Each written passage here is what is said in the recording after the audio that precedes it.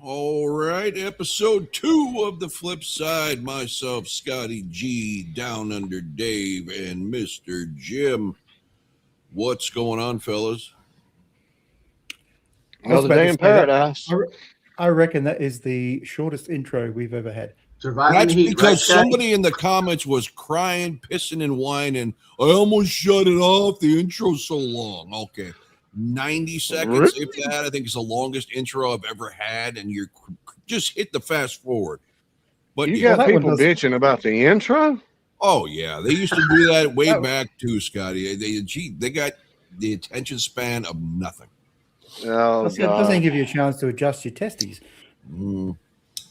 Yeah, it's time to exterminate some of these blue-haired, pink-haired fucks. Yeah, but anyway, these are I'm just saying that hypothetically. Yeah, guys. All right. Yeah, I know. I don't think it's them. I think it's our viewers. Wink, wink. Point, point. There you go. Yeah. What are you pointing at me for? Great news here tomorrow, depending on your intelligence level. Mr. the one and only, the greatest, the legendary Trump lands in town tomorrow here. And then they take a motorcade about 140 miles to Medora, where he does a basic speech and presentation for Teddy Roosevelt Museum? Library. Yeah. So, okay, you know what I'm going to go check it out. I wish I could. I don't work technically, but I don't know what I'm going to try to get to the airport anyway to see Air Force One rolling. Just depends. I don't know if they're going to let us know exactly when that's going to happen. I did this before for Bush Jr. And it was pretty cool to see that thing fly in. So we'll see. But no, I'm not driving 140 miles for a speech because apparently, you got to take a bus in, so it's so secured and stuff. So yeah. I don't blame you. Anything exciting going on for you guys? No. I officially retired. You officially retired? I officially retired. After 6 months of looking for a job and getting the run around and not having any luck, I cashed in last night and filled out my applications for Social Security. So you're now officially a full-time ex-Tunes Brothers, whatever we call ourselves these days, YouTuber. Yeah, or something to that effect. Yeah, I'm still going to get a part-time job, but I'm not loaded like you are, Dave. Apparently, according to Rob, I'm a part-time worker. I'm not independently wealthy. Be nice, wouldn't it? Well, I'm hoping to even be a part-time worker. Yeah. Billy says Scotty is back. Scotty will be here every week. This is music-related, the stuff that we all can get down with, and we were just jonesing to get back to something like Tunes Brothers. So, yeah, man, and I watched some of that show with the Sold Out or whatever. Man, they nailed that Guns N' Roses song. That was a freaking awesome. That freaking guitarist is real deal. Yeah, y'all gonna have any jam like that or whatever on there, man? Let me know. I might jump in on a few of those. Well, right now it's basically just fan request stuff, and they're heavy stuff. They got maybe a handful of the heavy stuff. Just so happens you must have tuned in at the right time. Well, I was going to say, if you remember, the very first show we did of them was we had Sweet Child of Mine on, and of course, Darren, Rob, and I dissed the song badly because we don't like the song. Praised the hell out of Mission Souls for what they did, but boy, did we cop it in the comments. Yeah, we got ripped anyway, and all we were doing is mocking Axl. Yeah, yeah, which I think is fair game. Yeah. Congrats, Jim, if you're looking at the comments. Yeah, see that. Well, I'm looking at them when you put them up. I don't have. Okay. I'm not using another. Shine your lights, retire. I was going to say, are you retiring or just giving up? Yeah. A little bit of both. There you go. That's the answer. Oh, and Alvin Kuntz's son that always loves watching is here. LOL. I doubt he is. But someone's got a good memory. And that's that can't be. That's somebody making reference to the last show. Okay. Anyway, I know nothing about this band as far as the nuts and bolts. I know who they are, I know their music well, but I don't have anything to speak on. So, Scotty, why don't you start us out with your Cars takes? Yeah, man. This album, I've never listened to it in its entirety until, but surprisingly enough, do what? Just real quick, he says, no, it's me. So you confused me with the Billy Race. Introduce yourself, sir. Oh, Not you. me? No. I'm talking to one of the people in the comments. Oh, okay. He actually Man, got if they don't know this ugly mug by now, man, they ain't never gonna know me. Shit, man, come on, help me out, help a nigga out, man. Damn. That is Wyatt's account, Wyatt Coots. Thank you for watching. Slap your dad for me. Go ahead, Scott.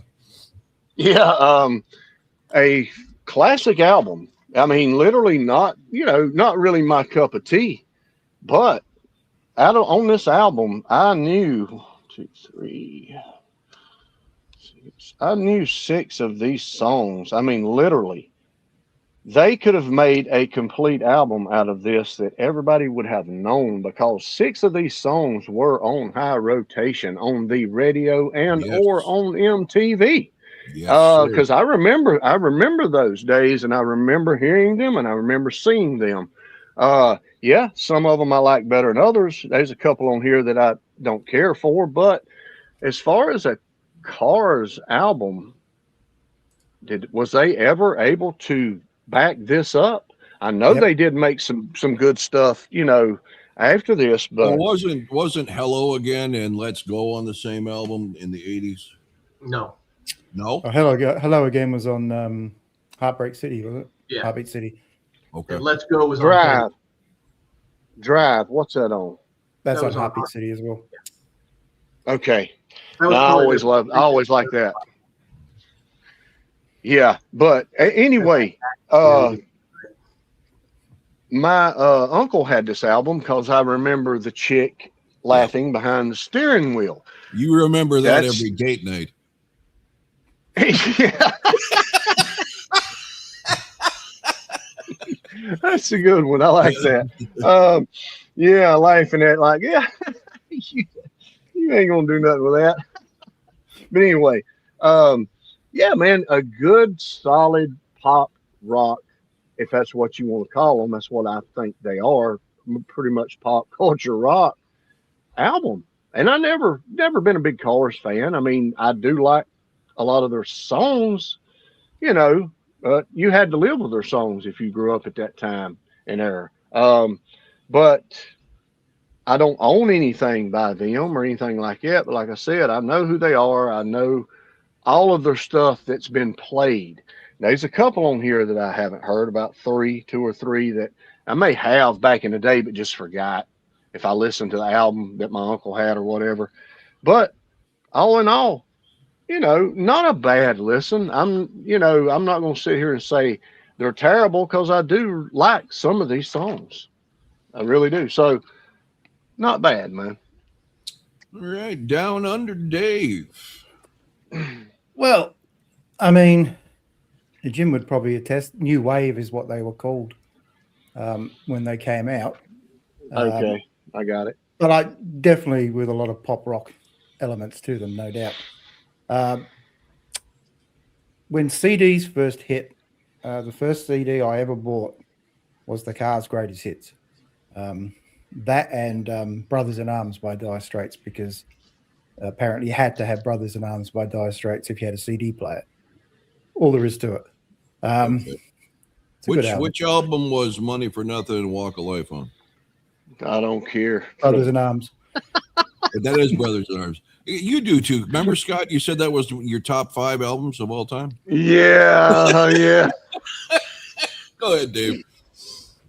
The Cars to me are almost that perfect blend. I think that, what would you say, Jim? 8 years, I suppose they were top. I mean, Heartbeat City was probably the end of their really, predominantly great stuff, and then I think Rick really wanted to do a solo career, which probably put the kibosh on the Cars. They did have a couple of albums after that, but never reached the heights that they did before. But this is a really solid album. This one and Candy O, always my two favorites. I think Candy O is a great album as well. There are a couple on here that are, okay, but the rest of the album is really solid, and obviously some super well-known songs. And as Scotty said, if you grew up in this time, you couldn't avoid. I was surprised how many of these songs I'm not surprised at the songs I knew, because the ones I knew them well. Like Scott said, 5, 6 of them. I was surprised they were all on their first album. That's what I was. Good to see Kathy back in the house. A lot of people saying it was one of the best debut albums ever. So, all right. Well, now everybody take a deep breath. You're about to go to school. Jim, the selector of this album, give us a little Cars.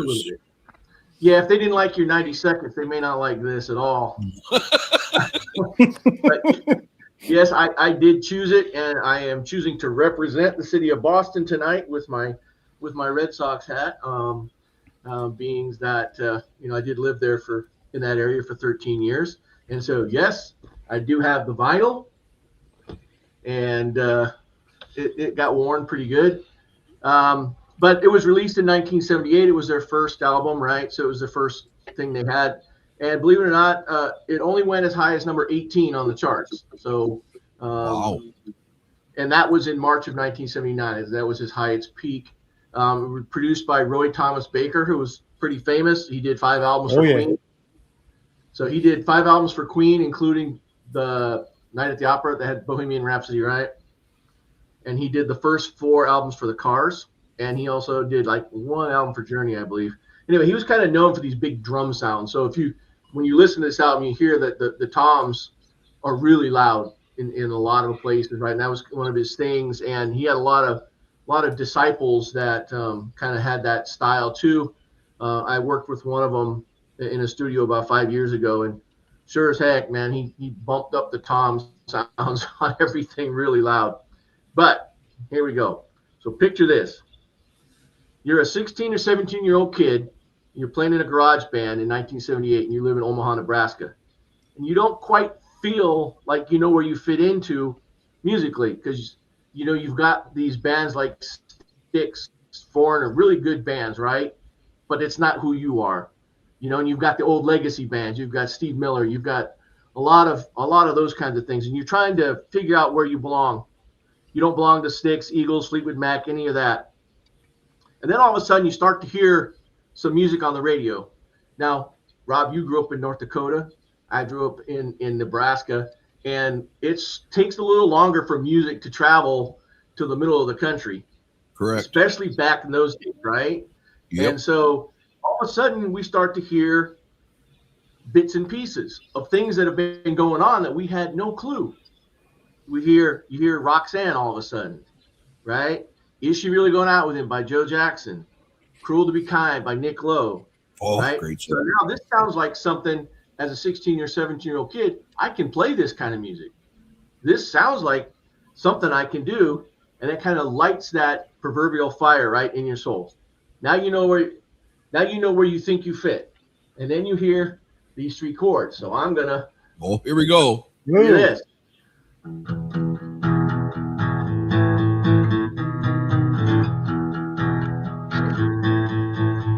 Always dancing down the street in your suede blue eyes,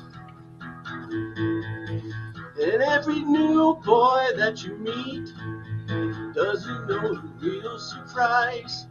And then we stop. So I was waiting for the drums again. Drums again, yeah. Walking.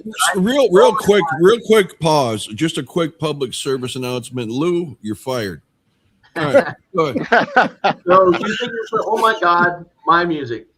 The Cars from Boston, Massachusetts. A quirky singer with a funny last name, big, tall, goofy-looking dude, a bass player with a silky smooth voice, a lead guitarist that plays melodic and interesting solos, a drummer with a sound so big it jumps out of the speakers, and a keyboard player who weaves melodies in the songs, and he looks like John Denver.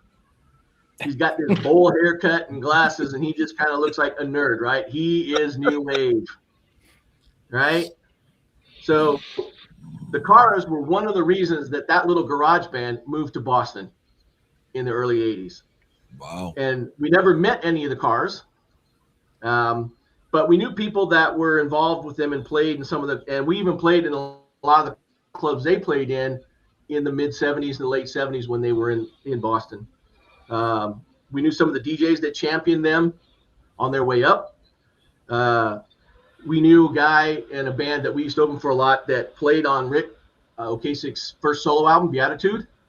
And he also was in the touring band, and they recorded their album.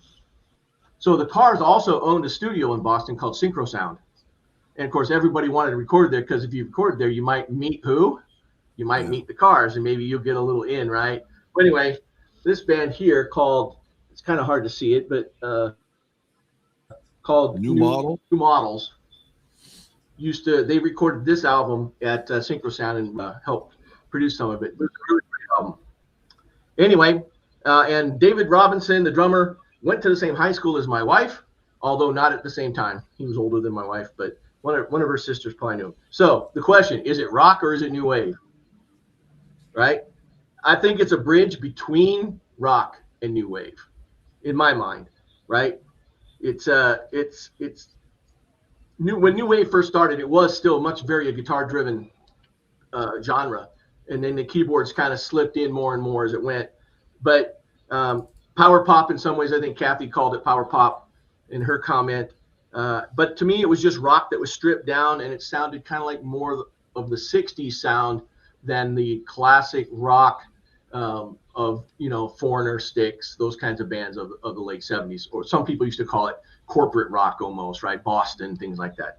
So anyway, that's the end of my spiel on the history part of it.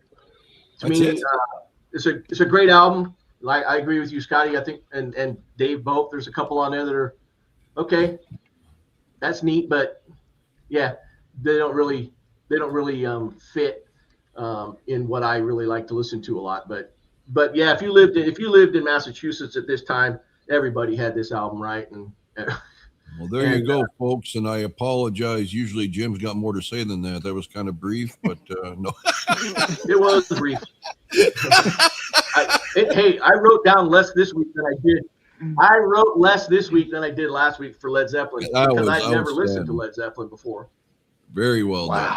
I know you're being sarcastic, Rob. Yeah. But hey, but you know what we forgot to do, right, Rob? We forgot to welcome everybody here to the channel, watching the flip side again this week with us. We're glad you're here. If you're here for the first time, jump in on the comments, have fun with us. We like to have fun. And where else would you rather be on a Tuesday night, except for maybe watching The Secret of Skinwalker Ranch? Oh, good show. Did you watch that stuff? Oh, yeah.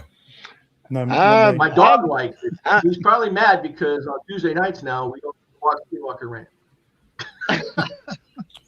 And with all that, I'm now retired, so I'll see you guys all on Backtrack. This is now Jim's show. No, you're here.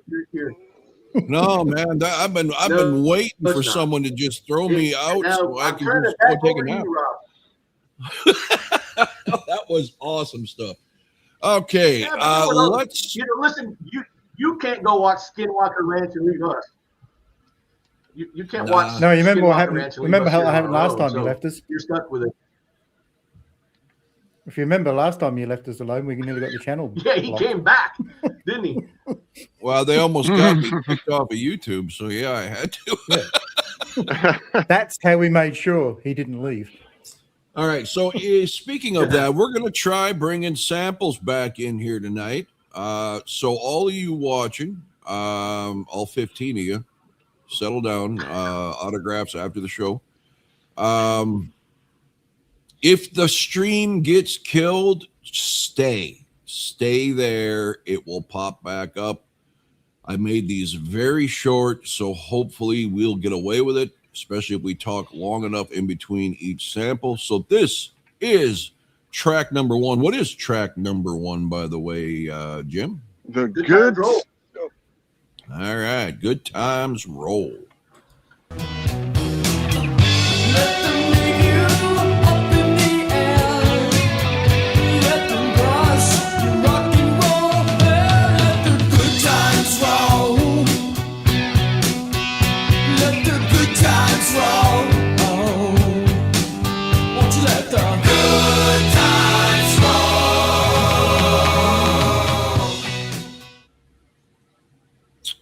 All right. Nice, short, sweet, to the point. The actual Perfect. studio track, not live, Gigi. So, Scotty G, let the good times roll. Yeah, man, let the good times roll. One of the songs that I do know off of this album and have heard for decades. Not my favorite on here, but it's not a song that I ever, found myself saying, turn that shit off or change it or anything like that. I mean, a lot of this stuff was played at parties and stuff like that, man, in the background. And I like it to a certain degree. Now, there's something about his voice that just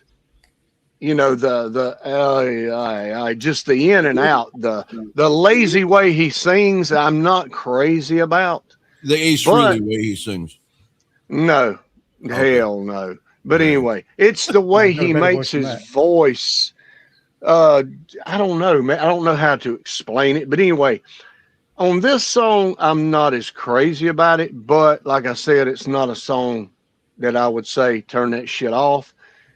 I can listen to it. This is one of the songs I actually like okay on this album, but far from my favorite. I've got one that is my favorite car song, period, Me on too. this album that I did not know was on this album, which I don't know what album it might have fucking been on the Cars, but I run into it on this album and I'm like, oh, hell yeah.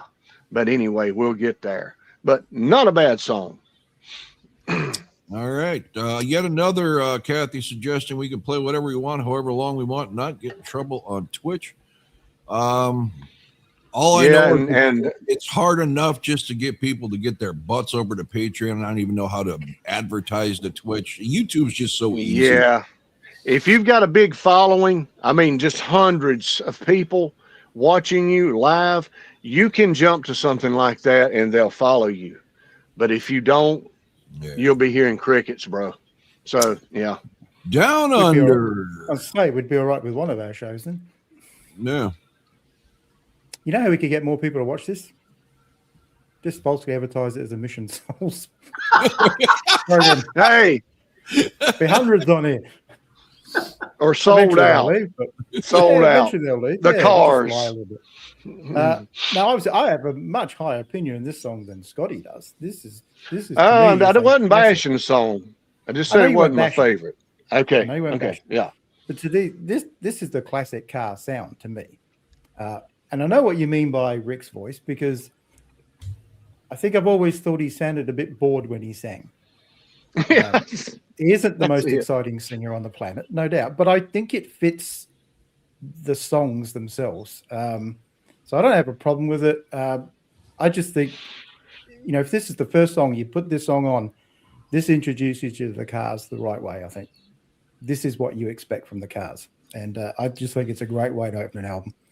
And it is one of my favorite tracks on here. All right. I agree with you, Dave. I think it's a good way to introduce the Cars when you as being the first song on the album. Obviously this album starts off with 3 bangers, as they would say now. Yep. They didn't used to call it that back in the day, but 3 really strong songs. And yes, Rick Ocasek has a very boring, kind of quirky way of singing, but he was also very boring on stage. The Cars, I've seen plenty of live videos, and they pretty much stood there. And I talked to my friend Andy, who writes songs with me, he saw them about 5 or 6 times, in the early 80s and whatnot. And he said, yeah, they were great, but yeah, they didn't move around a whole heck of a lot. But Good Times Roll, classic single, great way to start off the album. I like that the guitar starts in the right channel and then the sim drum comes in, boom, boom, boom. Kind of the first time anybody really heard that loud. The synth riffs I really like, and it's long before Gary Newman ever did Cars. So if you listen to the synth riffs in that, it's a little bit reminiscent of Gary Newman in some ways, but it's before him. The harmonies, awesome. I think the song feels very sparse, but full at the same time, if you kind of know what I mean from a production standpoint, when you listen to it closely. Obviously Rick Ocasek singing, and there's plenty of that kind of jangly guitar that would become popular, mixed with power chords, right, to give it the power. So I think it's a good starter song, right? And yeah, how did Rick end up with Paulina Poroskova? But that's the mystery of both. Money talks. Something. Maybe his best friend's girl. He probably It might wasn't have so been his boring all best the friend's time. girl. It might have been Jesse's. Is probably Jesse's girl, and then he stole. There wouldn't be many albums that came out that the first 3 songs on side 1 were the singles. Yeah. The only one that could see now Led Zeppelin 4 could have done that if they'd have put Stairway to Heaven on the 3rd place instead of 4. Yeah, no, but they didn't. But they didn't. But Stairway to Heaven wasn't a So single. in that song. way, in a weird way, they're similar, right? The side A is, and I'm not going to talk about side B of this one yet because no. Compared to Led Zeppelin 4, there is no comparison with this album, with side 2. Oh, hang on, Scotty's giving you a look there. No. I'm okay. I'm all right. Side 2 of this album. Everybody's got their opinions. All right. Track 2 you might have heard about 5 minutes ago on this program. Yeah.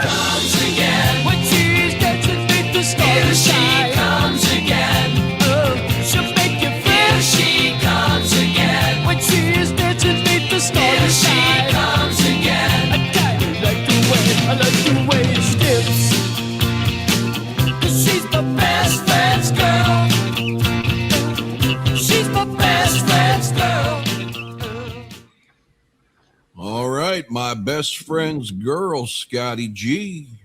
Yeah, man, this one I like just a little bit better. Just a little bit better. I like the chorus better in this one too. They all kind of harmonize good with the chorus.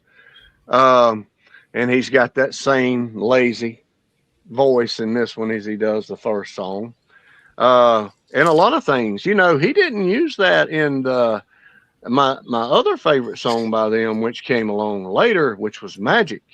Now that one rocked. So yeah, man. This one here is, I would have to say, evenly played as much as the first one was. I mean, these songs were played a lot. So if even, somebody like me that wasn't really a Cars fan, you could, like, we was talking about before, you couldn't avoid it. I mean, and I watched MTV constantly, if I was at home or wherever, I mean, that was what was on my television. So, they were there. They were going to be on there at some point in time, or if not, heavy rotation. But yeah, man, I can see 1, 2, 3, 4, 5, 6. Did they have about 6 singles on this album? I think 3 officially, but 3. Shit. Are you kidding me? But a lot of the tracks got played a lot. Yes, that's why I'm kind of mind blown. But anyway, you're saying the first 3, right, were singles? Well, okay. I mean, and those aren't even my favorite ones, but we will get there. I'm not going to burst your bubble yet, but I like it a little bit better than the first song that we heard or whatever. But what is this? This is about the same time Rick Springfield came out with Jesse's Girl, right? Maybe a year or 2 later or something like that. A couple years earlier. Earlier. What is it with? I think Rick okay. Springfield, I think that was 80. 80. Okay. 81 for Jesse's Girl. Yeah. So what is it with my best friend's girl? And there's a lot of that going around then, I guess. But anyway, I do like both songs though. So there you go. Sammy Hagar coincidentally wrote both of those songs. Yeah, and they recorded it with who? Rob Halford and the band from Guns N' Roses. Correct. Yep. Yeah. They weren't known at the time. Yes. Yeah. Yeah. Rob Halford used to sing "My Best Friend the Boy" though. Oh yeah. Yeah. He couldn't. He couldn't pull off the lazy voice as good.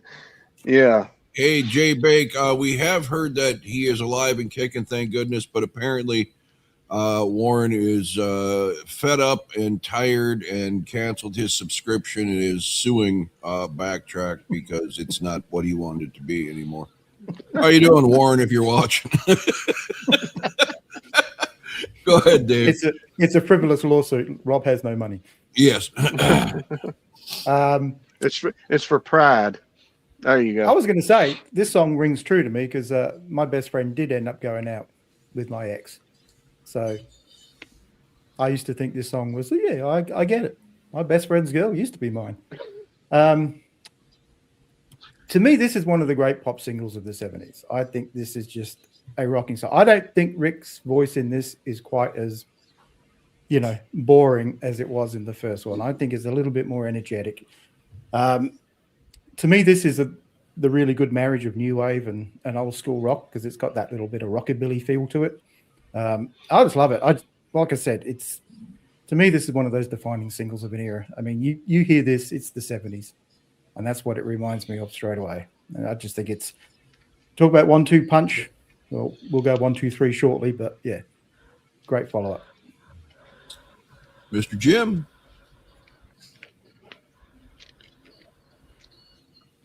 Yeah, I'd say it's a throwback to the 50s or 60s, right? With some of that country style of guitar picking by Elliot Easton. You are going to hear me do nothing but praise that man throughout this episode.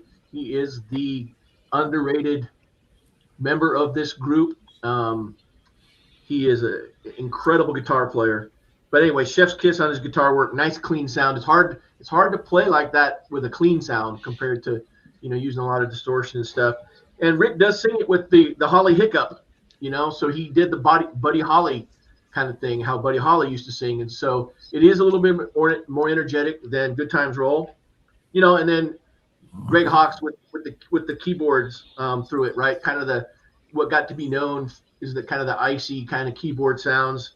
Outro is great on this. And it's just 4 chords, right? I mean, it's just E, A, B, and then the chorus is just A and B. I mean, and the pre-chorus is the same as the verse.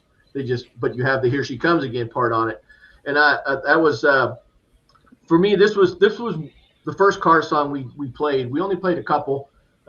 It's hard to go live in Boston and play Cars songs because you're gonna be, you got to live up to that, right? And but it was kind of fun because this was the first song I had to learn like a guitar riff and then sing at the same time during that pre-chorus. It's got a little do do do do do do do do do do do do and sing that at the same time. And I could barely walk and chew gum when I was 16 or 17. So, but this is great. It's like you said, it's a classic piece of pop. Pop has a bad connotation sometimes with people, but popular just means whatever is popular at the time, right? It's just pop moves. Yeah. What's pop today is not pop tomorrow sometimes. So right. So by that logic, Metallica was once pop. Never. I don't think so. Not for the masses. Not for the mass appeal. They are popular music. They are popular music in their genre, but from a mainstream. No, I get what I've kind of said that all along. That's kind of the art because people used to get mad at me when they say how much bigger rock was in pop, and I said that's never happened. That's never been. Yeah. That's never ever been the case. As big as rock ever was. No, and I don't want to get in an argument, but I'm saying I don't picture whoever it is. Whether you're talking Led Zeppelin, whether you're talking the height of AC/DC or whoever, understand there was a Whitney Houston, a Michael Jackson, a Lionel Richie, people who were selling hundreds of millions of copies of 45s, let alone albums. I mean, popular music, pop, has always been the music worldwide. That's just what I'm saying. Yeah. The numbers Yeah. back there. Yeah. All right. I think we've had this conversation before. So. Yeah. Track number That's it for 3. me. Let's get to something that we all needed, right? Something a little heavier after these two kind of mid-tempo-ish type songs. You're just what I needed.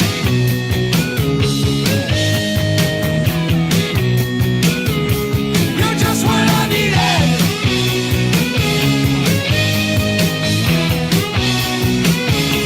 You're just what I needed. Yeah.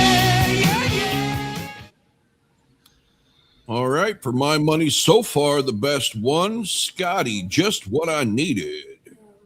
Yeah, me too, man. I like this one better than the first two. Not knocking on the first two, but No, me, I like this one. all of them. Yeah, to a certain degree, I do too. And this one here, like I said, it kept getting better for me as they went to this point. And not knocking on this version here, I think this is the best one so far on here. I heard this one a lot, just like the first two. I mean, heavy rotation constantly. And Poison really done justice to this song when they redone it, and they put some kick-ass in. And it's, to me, the best song on that, well, some of their hits, on the greatest hits. I think they redone a few songs or whatever, but it was by far the best one that they had redone on that album they had put in like 20 years anniversary or something. Did you just say Poison? Yes. Poison covered this song? Yes. Really? It's on their 20th year, 20 years anniversary album, man. They got their greatest hits on it, and they made a few covers, and this is one of them, and they rock it. I did not know that. Did they try to add that keyboard, or they just have CeCe playing that? No, they just rocked. They just rocked it, man. Okay. And it's sung and played to perfection, heavy, and it really sounded good. But this one here, yeah, my favorite one so far. I've heard it a lot. Like I said, a good song. Like I said, you can't deny the album because I'm not really what you would call a Cars fan, and I know most of this album. Just as soon as I went through it the first time, I even knew a lot of the words in the songs. For God's sakes, I've heard them so much. So, yeah, man, undeniable album, whether you're a Cars fan or not. So, I think not that bad, was, man. but they were one of those bands where you wouldn't, say you were a Kiss or an AC/DC or whoever fan, in a heavier genre, and somebody caught you playing a Cars song, they weren't going to mock and ridicule you like it was Duran Duran. No. They kind of fit in with everybody respectably. They had enough rock element to fit, because I listened to Foreigner, Styx, Journey, and all that kind of stuff too. Even like a lot of Steve Miller Band stuff too. CCR, stuff like that. So yeah, they kind of fit, man, right in there somewhere. Maybe oddly enough with the vocals, but they still fit. Their music blends right in, man, with that kind of solid rock-ish music, party rock type stuff. Mr. Dave. Yeah, I was going to say, I mean, I didn't know Poison had covered this, but I've seen plenty of rock cover bands have this song, in their set list. I just think it's one of those songs. To me, and I know Jim would agree with me, but this is probably their signature song. I think most people, if you ask them for a car song, this would be the one. Really? Yeah, I think so. Well, that's why I'm glad you guys are here, because like I said, I didn't follow. I knew the songs because they were on the radio, the roller rinks and everything else, but I didn't follow them as a band. I guess the first thing I think of is Hello Again when I think about the Cars. Yeah, a bit later down the track, but this was the first single off the album, so it was the first time the Cars were introduced, and I think it sums them up really well. I love the synth in it. First time, of course, we get to hear Ben on the album, who is definitely the better vocalist of the two, because I think he's so underrated as a vocalist. I can't tell the difference, to be honest with you. Can't you? No, I can't on Drive. I told this story until MTV, or until after, years after, and I got YouTube instead of MTV, I thought the tall, dorky Ocasek sang everything. Okay. He wrote No, everything. fair enough. Yeah. I did too. By the way, definitely the Scott, writer. Motley said it was on Poison's cover album Poisoned in 2007. Yes, that's it. That's it. Yes, Anyway, I yeah. did, Wyatt. I did ride in your dad's 68 GTO. Funny story, ask your dad about it. When he had that, I had a silver anniversary Trans Am. We went out to his buddy Steve McDowell's place, about 10, 15 miles out of town. And me and your dad decided to race each other back to town, middle of the night. It was, pitch black, one of those no moon nights. And we were rolling well over 100 miles an hour, bumper to bumper. I was in front, of course. And went to try to pass a semi, and I almost completely lost it. I was going so fast, the wind hit my car, and my ass end slid off the shoulder. He was right behind me. It could have been ugly. So, yes, me and your dad raised some hell in those muscle cars. Did your life flashed before your eyes? Several times. Well, I'm just going to go out with a bang here, and I'm going to say it's one of the greatest debut singles in history. Wow, that's bold. Wow, that is. All right, Jim. You gotta like somebody who's bold and sticks to their convictions, huh, Dave? Exactly right. So I would say what I was gonna say is "Say No More." Right? We've just been assaulted with 3 hits, right? And actually, believe it or not, you guys are this is probably gonna blow your minds. This song was the highest charting of the 3 at number 27. GG in the None house. of these were top 10 songs. That's kind of hard to believe now, right? They're so ingrained in our, right? And so that was, I was surprised by that, but it feels like they were all top 10s, right? Very, very underappreciated Benjamin Orr taking the lead on this one. It's the only song he sang lead on side 1. But yeah, he was definitely the better singer. Elliot, another fantastic solo, right? And then the keyboard part, right? I like how David Robinson changes up the beat in the 3rd verse, right? He goes to the off, right? And then back when it goes to start again. It kind of adds some tension to the whole song. And one of the songs, the lines I love from the song is "I needed someone to bleed, so bleed me," right? He lives that towards the end, right? And just to me, it's just like I agree with you, Dave. This is their signature song. This is the Cars I always will remember. Heartbeat City was not my favorite album by them. I know it probably had bigger hits, but it wasn't my favorite album. I think their first 3 albums or so were probably the ones I liked the most. Candio was a great album too. It was just a little bit weirder, right? Candio was much more keyboard heavy than this one, but great title track on that album though. Oh yeah, Candio is a great song. I need you.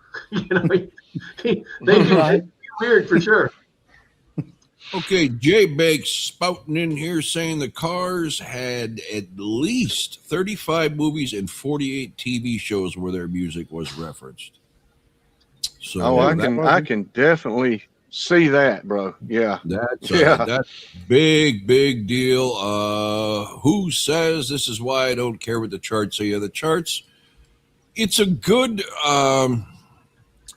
a screenshot of what people are thinking and listening to in the moment, but at the same time you'll go on to see garbage by somebody who normally puts out good stuff, and it'll still be every bit as played and requested and bought. It's more of a popularity contest than a true measuring stick of what's actually good. Well, at least at this time those charts were based on sales. Not streams. Yes. Right? It was sales. Yeah. So, and I don't have nothing against people who sales. Yeah, and I don't have nothing against people who stream music. It is what it is. This is the day and age we're in. What I just get irritated when people try to throw that in my face as an argument. They have this many streams. Okay, so that means that for 3 seconds while people were swiping, they may have heard 3 seconds of it before they swiped on the next one. Boom, there's a stream. I mean, come on. Yeah, I agree. I will take the Billboard charts from the day when people had to sell music. Well, yeah, you had to go out, you had to put gas in your car, you had to go to a store, you had to purchase it and play it. I mean, that's a bigger commitment than just jumping on TikTok or Spotify or whatever and saying, "Oh, what's this song? Okay, next." That's not a commitment. And if you were going to buy something right now, this is going completely off topic. This is probably something I'll touch on something else. But if you were going to buy an album, and even in the 70s when albums, you could get them for $5 or $6 or whatever it was still a lot of money. Yeah. For somebody who was like, if you're a high school kid, I think my first job, my minimum wage for a high school kid was like $2.17 an hour. Well, hey, I got $5 a month allowance when I was in maybe 20 hours a school. week to buy an album, right? Yeah. Anyway, I mean that's a week full of lawn mowing for me. I mean, I had to bust my butt to do chores to get my $5. So the Kiss solos came out. I had the same problem everybody else did. Which one do you buy?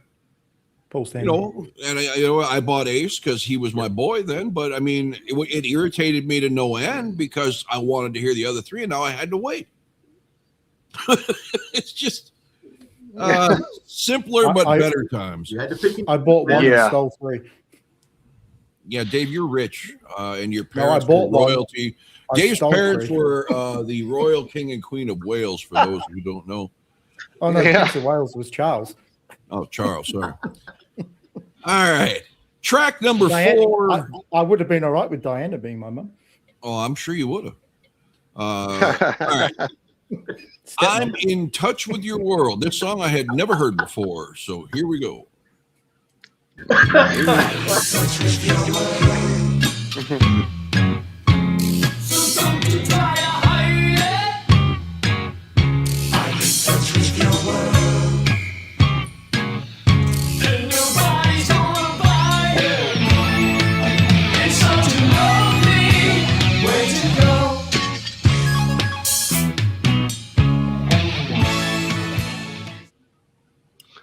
Okay, a little bit darker, a little bit off from the rest of the album, I would think, as far as the sound. Scotty.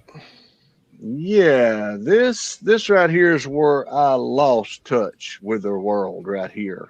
The first 3, yeah. This one right here, nah, man, I didn't know what the hell was going on. This is one of those songs you run into on albums. And it doesn't matter what band, most of the time. Maybe a few bands don't do that, but you're going to have something that throws you in left field. What the hell? What happened here? Experimental stuff. As Rob would say, Van Halen, or something like that. Yeah. But anyway, this one here, totally lost me, man. I didn't really have anything. It's even reflecting in the comments. Jay Bake, of course, longing for Constantly Cute to be on this album. But Motley says, "Wow, that was terrible." And Who says this is their quirky side. So down. Very. I would add this could be here. We got Dell saying sounds like Talking Heads. I was thinking that or Devo type music. I was going to say because my note here said this is definitely a left turn into the quirky side. I can remember the first time I heard this song, and of course, you're listening to those first 3 tracks, and it's just perfection. And this one was a bit like, what am I listening to here? Like, was this a demo or something that they just threw on this album? Because this one loses me. It always does. I get, you don't maybe want the whole album to sound the same, but this was too off pace for me.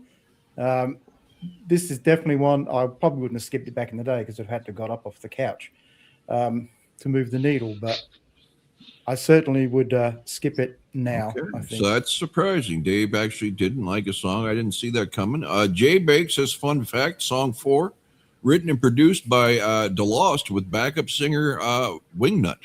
So for all you Warning people, those are the 2 biggest disasters in the Warning camp. So that's not a good endorsement of the song from Jay Bake either. Jim, this is your band, your album. What do you think?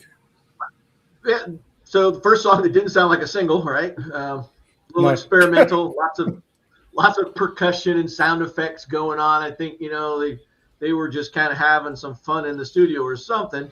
Elliot Easton gets to shred a little bit, and Hawks gets to play some saxophone, and you know, it's interesting, but yeah, you know, not so much. And you know, as I kind of thought about this, listening to this album again, it kind of had to end up on side one, only because it would have killed side two. Because side two on its own, right, with the songs that are on side two, if you'd have thrown this thing in the middle of that, it would have just been really weird. But this way, you put it after the 3 singles, right? People are happy because they've got the 3 singles, right? They're doing good, and if they hear that and they're like, okay. But yeah, not really the.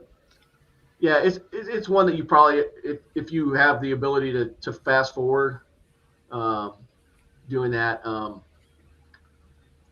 you would probably fast forward. But yeah, could you get up off the couch and move the needle? Probably not. You just maybe go to the kitchen, get a drink. We didn't, did we? We just played through and. Yeah, you played through. I don't want to say you suffered through it, but you played through it and said, again, like I said last week, nice effort. Motley said they should have closed the album with this, but I disagree. Good thing they didn't open the album with it. Well, yeah, definitely. But to me, we always say, don't close an album with a crap song. Right. Or open an album with a crap song. There you go. Yeah. Well, there's been some crap songs. Well, they put it in the right spot, man. I mean, they put it in the middle somewhere. You got three absolute bangers, so I suppose Jim said you forgive him for that one. Yeah. All right, let's get to Don't You Stop, another one I had not heard until this experiment. So here we go. Don't you stop, don't you stop, don't you stop, don't you stop. If it makes you feel good. Don't you stop, don't you stop, don't you stop, don't you stop. Don't you stop, don't you stop, don't you stop, don't you stop.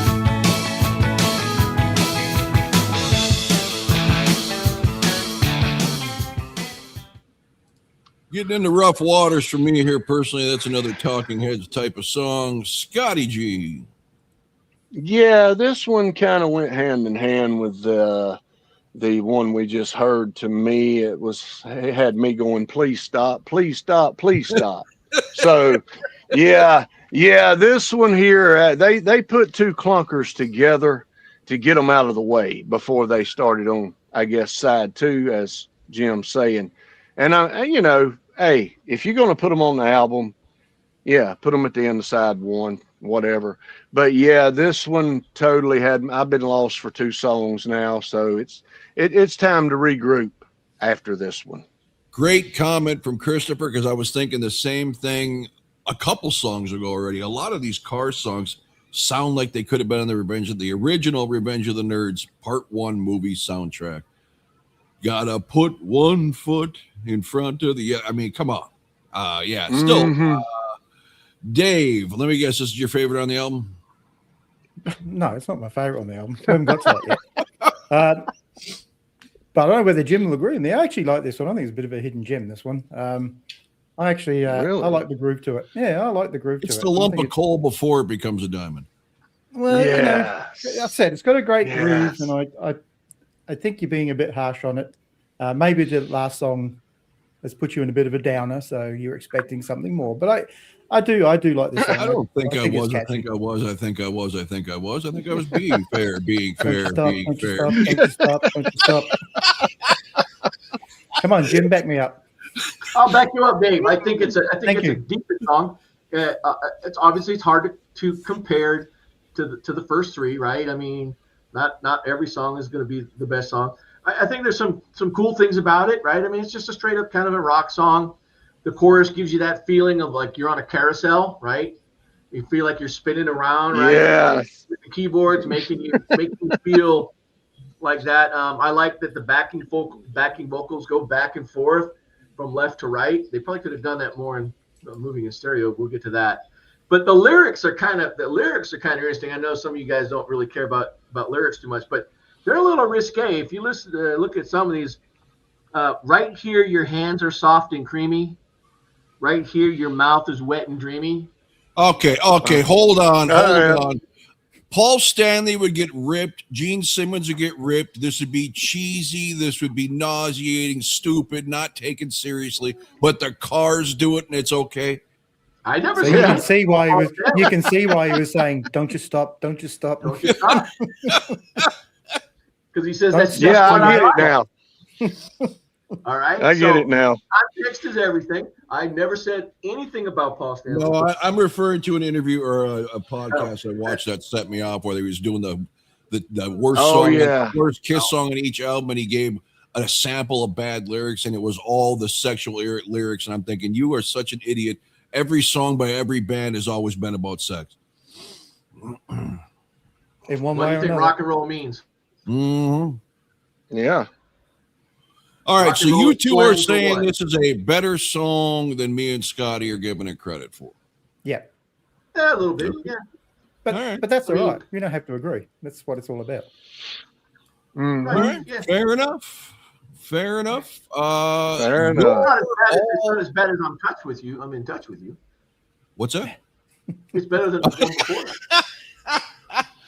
All right. Maybe by scope.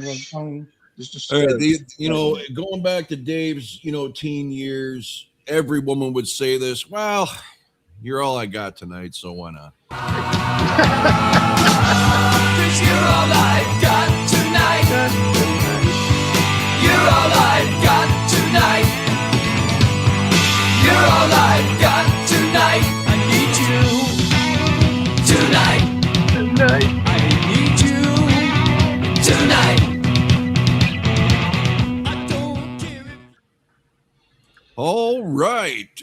Dave, Scotty, does this one Yes. give them a little bit of a reprieve? Yes, this is back to form right here. This is another song that I do like on this album, and I've heard a gazillion times. And, I don't listen to the Cars, like I said. If I hear them, I hear them, and I like this song. It's not as good as Just What I Needed, but it goes hand in hand with me with the first two songs. So, yeah, man, I mean, we're back to true to form Cars sound and what you expect with this song, in my opinion. So, got no problem with this one. All right, Mr. Down Under. Yeah, I would have been 14 when this came out, so I'm glad all the women were saying you're all I've got tonight.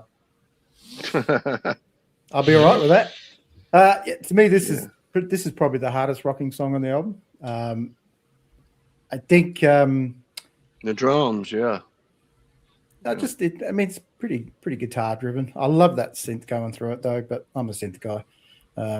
So yeah, I think this is probably Rick's best vocal performance on the album too, and I think this is that You perfect. guys can seriously tell the difference between these two singers. I can't. Yeah, I really can't. well, you Maybe couldn't tell the difference maybe I between need Hal to and sit Danny down and either. watch the videos so I can see each one singing to make a notation, because I just see Rick Ocasek singing everything. I mean, Ben's definitely got Rick a much better Ocasek voice. was easier to imitate. Oh, definitely. Well, I mean, neither one. What I'm saying is neither one's got really a dynamic range. It's kind of all right there in that kind of like what was that hilarious comedian that never showed any of Stephen Wright. Kind of just in that passive Wright? tone. Yeah. Ben has. You probably don't hear it as much as you should, but there are songs where he goes. But he was a really good singer. Okay, fair enough. Yeah. So yeah, this is definitely one of the better songs on the album. Well, everybody's agreeing that Ben was the better vocalist. I'll take your word for it. I mean, they're both good. I'm not dogging either one. I'm just saying I don't hear a dynamic difference. And the girls certainly like Ben a lot more. Wow. Ocasek, seriously? Well, in a part of skill to Yeah. Because of his vocals, man. There you go. But he married a supermodel. because- So. because he had the rights to all the songs because he wrote them all. All right, Jim, All right. give us your breakdown. Yeah, well, if side one fell a little bit flat, it's only because side two starts off with this. I don't care if you hurt me some more. What a great line, right? Tribal drums, Rob's favorite. We know that. Yes, Because he doesn't care about lyrics. So the more drums, the better. More Elliot Easton, right? The riff in the second verse is awesome. It really builds tension during the last verse. I like that during the last guitar solo that, and I'm going to imagine it's probably Ocasek playing the rhythm where he's just playing one chord and he just, but the whole time Elliot Easton's just kind of jamming out. And of course, we have Greg Hawkes just kind of filling the glue, right, with the keyboards, right? I think with this album more than any other Cars album after this, the keyboards are a little more, I don't want to say subdued, but they're a little bit more part of the stew than being on top of the stew, right? So they kind of glue it, right? It's not the shrill kind of keyboards except in a couple places, and That's way I too think deep for me to understand, Jim. Nah, you're okay. But I think your first album, they had these great rock songs, and they had this keyboard player, whatnot, and they were trying, and they did this, and then they kind of got more experimental as they went on, Right. and the keyboards became more prominent. That's all, and not that, Hey, it's every great chef does not follow a recipe. You throw shit in as it comes to you, and you hope for a good result. And then when it comes out Yes. right, then you try to do it over and over and over again, and you write the same song. Yeah, pretty much. All All right, right, that's all I so one of the very few cover songs the Cars have done, this one originally done by the Everly Brothers. This one is called Bye Bye Love. It's just a broken lullaby. Bye, bye, love. Bye, bye, love. Bye, bye, love. Bye, bye, love. Substitution, mass confusion, clouds inside your head. Oh, I just realized with that close-up of that photo, she has got like lipstick in between each tooth, right? It's the way it looks anyway. I mean, it's like there's lines of lipstick separating each tooth. Anyway, Just really pink gums. gotcha. All right. Healthy. Nothing wrong with the pink. Okay. Now, Scotty, Everly Brothers, Bye Bye Love. Yeah, man, I like this one too. I think this one goes hand in hand with Just What I Needed. To be honest with you, I like it a little bit better, and Real I've quick, heard Scott, it just real as quick, much. Scott, before this goes past the subject, who was saying, Yeah. real quick, Rob, who's singing this? I'm going to go with Orr because this is not quite as sleepy sounding. Am I Yes, right? this is Benjamin Orr. Woohoo! All right, Scott, go ahead. Good job. Ding, ding. Hey, yeah, man, this one here, I've always liked this one, like I said, about even with Just What I Needed. I've heard it just as much. Like I said, I was wondering how many singles were on this album. And I guess, like Dave said, they just played a lot of songs off of here, How many videos did they make for this album, I wonder, But anyway, yeah, man, this is a typical, like I said, Cars rhythm and sound. The vocals, I can't really tell that much between the guys, except in one song, but it's not on this album. So, yeah, man, not bad at all. I can dig this one. David. Yeah, I think this is one of the album's masterpieces. Just a really great song, great guitar solo. And I think if you ask a lot of Cars fans, this is one of their favorites, like a deep cut, I know Scotty's heard it, but I don't think I heard it much over here on the radio, but not as much as one coming up anyway. But yeah, this to me is another one of those perfect songs from them. And you can definitely tell the difference with Ben's vocals compared to Rick's. So much so that Rob could even pick it. Yes, and I'm stupid. No, I didn't say that. All right, say that. Jim, Ignorant, Bye I was Bye gonna say. Love. Or is it Yeah. bye? They should put like instead of a comma, put like 3 dots in between the buys, right? Bye, love. I would say is right from the start when the song starts, the way it hits real hard, you know you're going to go on a ride. Ben, right? Great vocals. You can tell he's a little more passionate singing in this one. He gets a little bit louder, a little more emotion in his vocal on this. The bass line is really cool and it sounds really good. We got the jangly guitars going. The pre-chorus is really kind of, I hate to say the word dreamy, but it's got that kind of quality to it. And the tom-toms are just bombastic in this song. They are just really super, super loud, which is cool because you didn't hear that a lot on records back in the day, right? But this guy, he was the way he produced, right? I love the line, "You think yourself so illustrious, you call yourself intense." I think it's a really cool line, whatever it means. But anyway, nice use of the synths, right? Early synths, and who couldn't do with more? Who couldn't do with more LED stuff, right? But did I ever tell you he's one of my favorite guitarists? I've heard it a couple of times. It's a bit like Rob going on about Nisha. You heard me say that a couple times? Okay. Yeah. Right. This is a song I remember bands and some of the bands in Boston that we would play. This would be one where people would try and copy this kind of a style of singing of Benjamin Orr. We didn't because we couldn't sing as good as Benjamin Orr. But anyway, great song. You're right. And it's kind of the part of this whole trilogy, right? You're All I've Got Tonight, go straight into Bye Bye Love, and then we seg ourselves right into the next masterpiece. All right, I'm not going to go too far into this because it's about you gentlemen. I'm just going to say this is my favorite car songs of all time.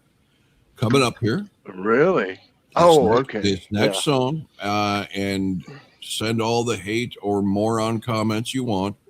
I did not even know this song till about 4 years ago, 3 years ago, maybe, when I was listening to Satellite. Yeah, you did.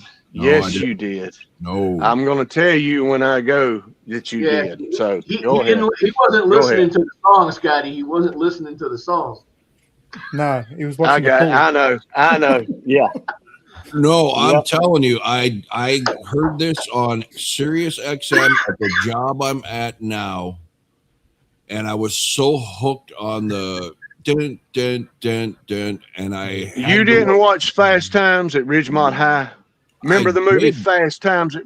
Well, yeah, but I don't know the soundtrack. Yeah, but you remember the scene that it was on. It was very memorable. Slow motion brunette taking her top off, and we saw Phoebe and Kate. I'm going. Time. Okay, yeah, but as a kid, I rewatched it this year.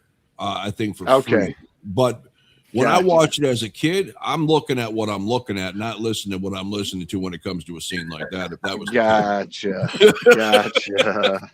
All right, here we go. Moving in stereo.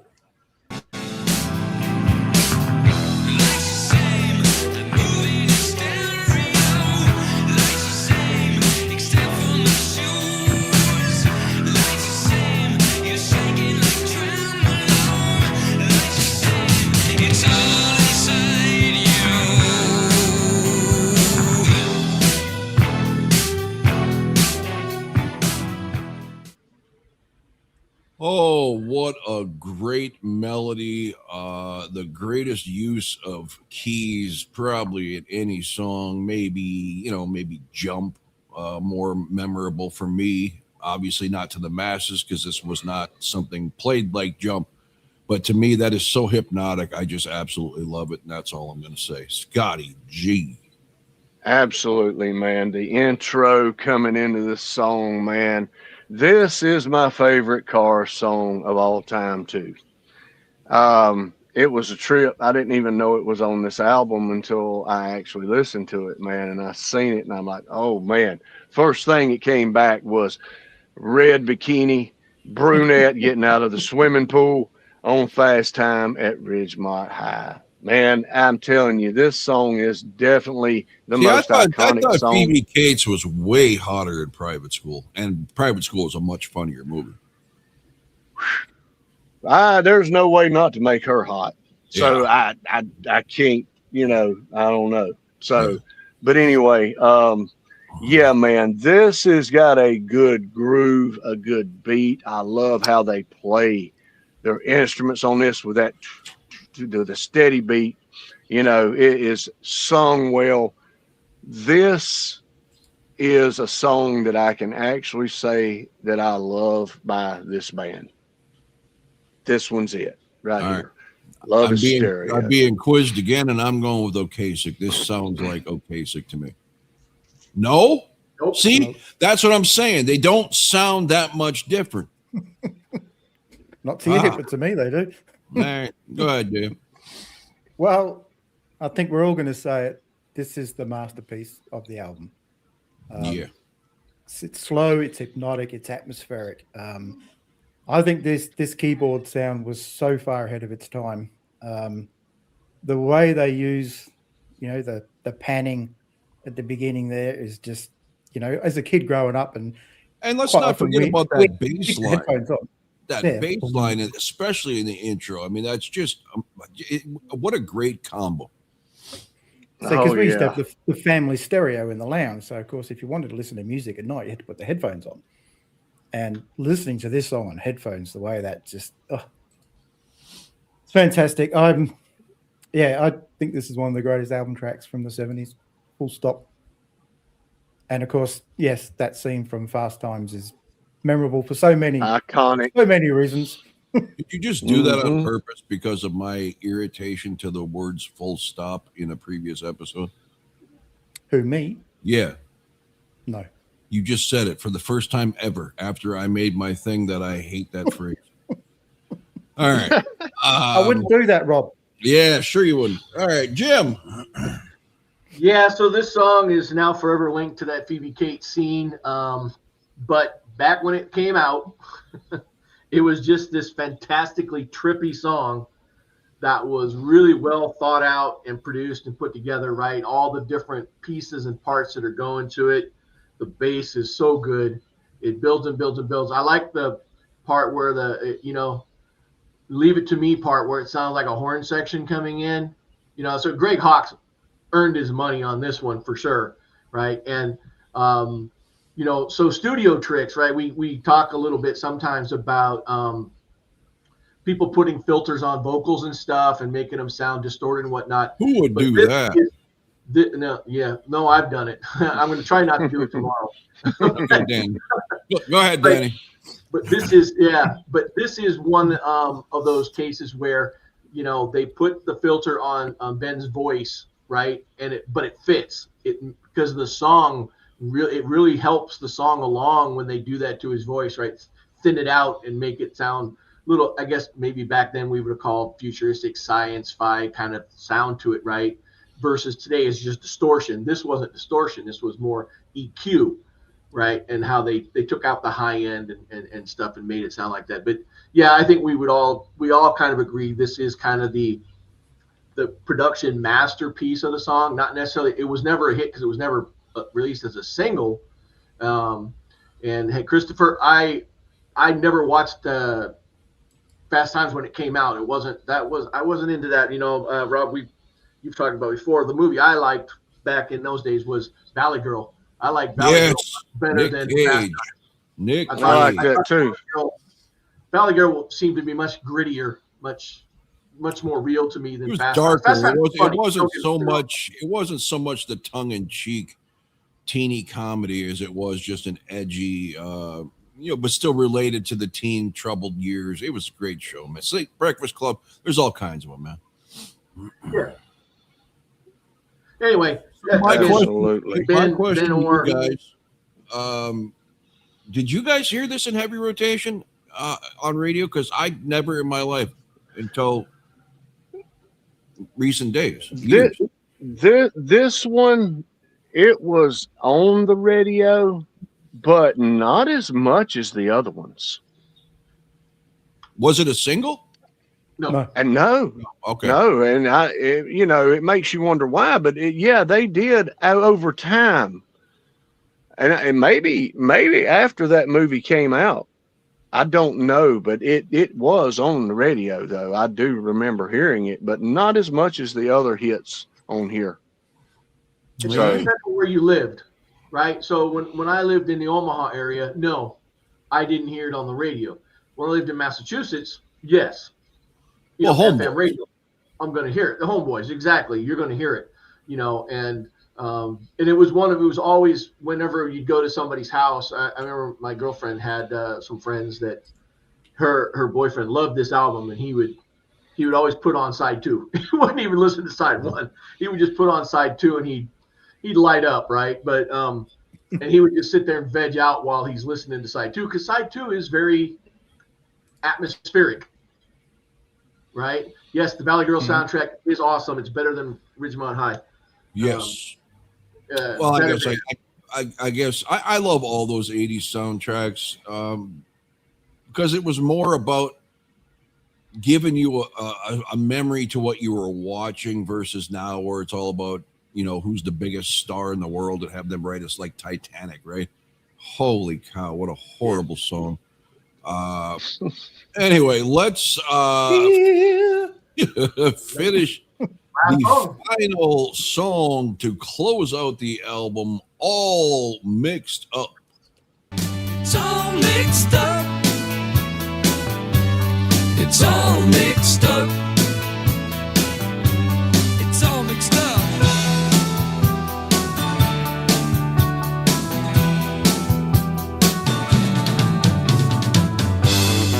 She says to leave it to me. Leave it to me. Everything will be alright. Be alright. She says to leave it. So there we That's go, the song, the man. closing track, All Mixed Up. Go ahead, Jim. We'll take it out of order this time. No. Go ahead. No, go. All right, Scotty. Stay in order, man. There's rules. Okie Ron. dokie, Smokey. I'll have to say, All Mixed Up. They should have changed this to All Effed Up. Okay, yeah. I think they should have ended the album with Love in Stereo. Love in Stereo. I think Janie Lane would have been mad. Yeah. Okay. Whatever. Right over But there. anyway. You Yeah, mean no. Yeah, Moving in Stereo. Yeah, Janie Lane's Love in Stereo. I know Warrant's song too. Yeah. All right. But no, this one's not as bad as what is it? I'm in touch with your world and Don't You Stop.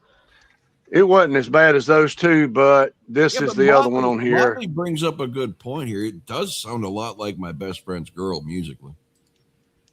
Yeah, but it's not as good as My Best Friend's Girl. Like I said, this one falls in between all the ones that I like and the two bombs they dropped halfway through here. This one slightly above them and below the rest of them. I'm going to agree Love with in Scotty Stereo. that not Yeah. Love in Stereo, Scotty. Moving in stereo. Yes. Number one, baby. I'm going to agree with Scotty. I think that would have been the perfect way to end the album. I don't hate this song. I don't hate any of these songs, really. Some of them make me kind of scratch my head going, what? But Yeah, basically, yeah. I don't think this is a good one to close it down with, but Down Under Dave. Well, I'm going to have to disagree with you again Okay. because I think it is. And I love the way it transitions from Moving in Stereo into this song. There is no gap, that they just move into each other. Once again, another great vocal performance by Ben. I think it's a great arrangement, and I think it ends the album beautifully. So I think it's a perfect closing track for it. All right. Jim, what say you? Okay. I agree with the Kiwi. Okay. You guys are Kiwi, right? Kiwi? Or is that New Zealand? Anyway, the That's guy down New under. Zealand. Jeez. Yeah, I think Okay. it's just, to me, it's a kaleidoscope of sound. It's just this big sound, right, that goes to it. And obviously Ben's very hypnotic with his vocals. Side one was mainly Rick Ocasek, and side two belonged to Benjamin Orr. But yeah, you're right. You do have to wear headphones with that one, Gigi. Greg Hawkes gets to flex his saxophone skills, with this thing. It may sound like a big discombobulated kind of a mess, but it was, to me, it's just kind of like if you are sitting in your room, in one altered state or another or not, and you got the headphones on and maybe the lights are down a little bit, it's a great ending song, right? It just kind of, you just had this big bang of stuff, and now they're sending you out, they're sending you home, and they're saying, leave it to me, everything will be all right, right? It's just, I think it's a great closer. Closers don't always have to be fast songs. I disagree. Yeah, if you're live, yes. A live concert, definitely if you're live. Live concert has to be something upbeat, up tempo. You can't kill somebody with a ballad, but I think from an album standpoint, from this one, no, you're right. You're right. They assaulted us most of the way through. They just brought it down a little bit. I'm not right. I'm different. I have a different opinion. You are right in the sense that me and Scotty would both agree to have Moving in Stereo close it. That's not a fast, heavy song. On the eighth day, me and Scott love as a closing song on Creatures. It doesn't have to be your heaviest or even an upbeat song, but it has to really close things out. And what you and Dave are saying closes this out is the meaning of the song. Well, I give two shits about what they're singing about. I want the tone of the song to wrap it all up. I want the melody to wrap it up. What speed it's at's not so important. I just went from dark awesomeness to a letdown. That's what's going on in my ears. Yeah. Because you're more of a Cars fan. We're not as affiliated with them as you are. It would be like Kiss ending Destroyer with Great Expectations. Yeah, horrible decision. That would be terrible. Yeah. I mean, it would be like, what the hell? No, that would have actually been a kick-ass song to end with. But Great Expectations. Thank God they did Do You Love Me. Imagine if Do You Love Me didn't exist and Beth had ended that album. Oh my God. No, it wouldn't. They would have never done that. Okay, so yes, I meant Lick It Up. Sorry, I get the two mixed because they're sister albums. To me, in every way that matters, sonically, edge-wise. Just ask Jim; he's Kiss's biggest fan. Anyway, that's why I sent you the only. That's why I sent you the only remaining Kiss record I have. Yeah, and I appreciate it. Since he likes Kiss so much, we should make him review Monster.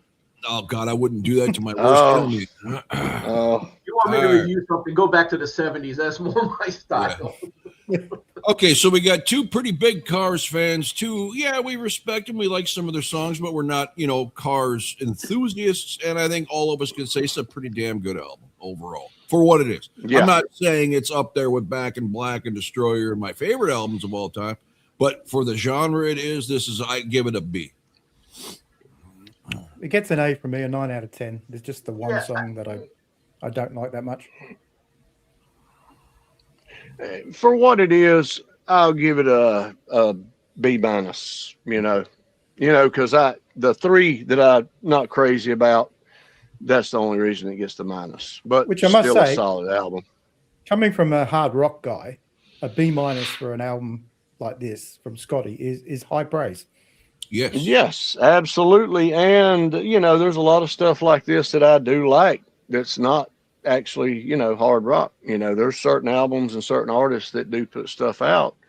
Your Billy Squires, your Rick Springfields, your, stuff like that I actually do enjoy and like. Your Lover Boys and stuff. So, yeah, man, not a bad album at all. A lot of hits on this album.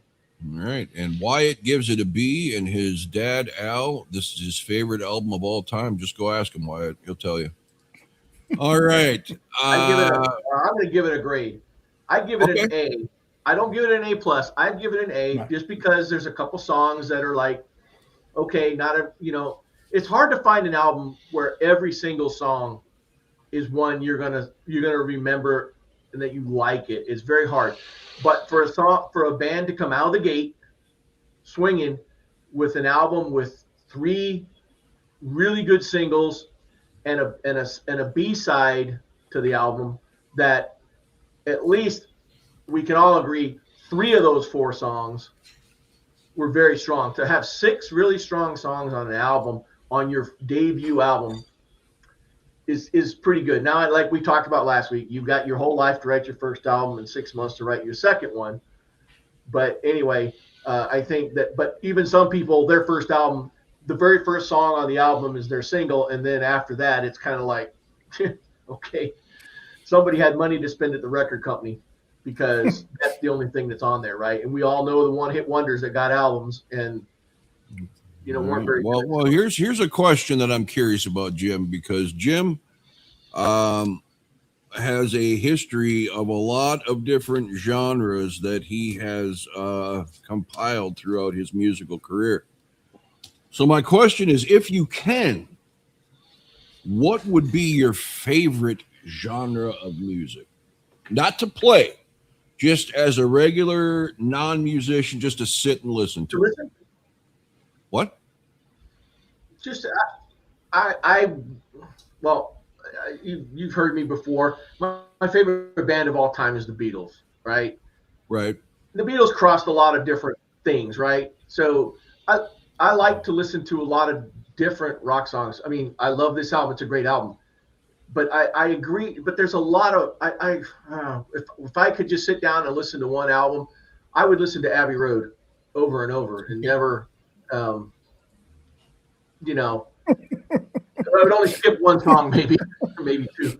But that's my thing. I mean, I don't mind some rock stuff.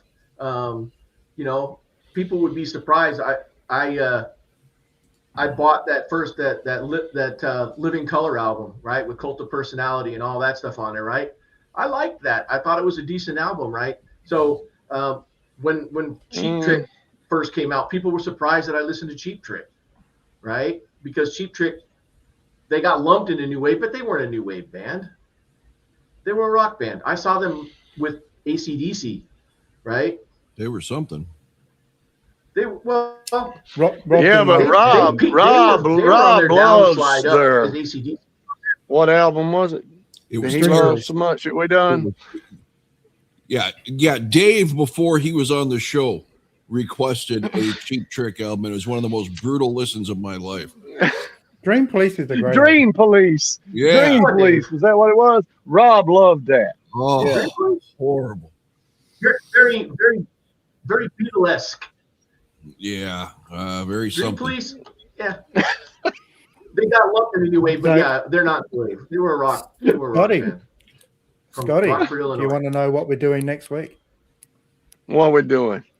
It's my turn now, Scotty. Okay.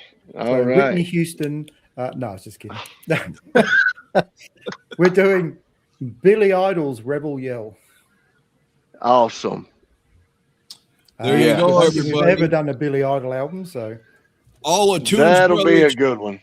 Everybody out there, do your homework. Next Tuesday, we will be discussing Billy Idol's album Rebel Yell.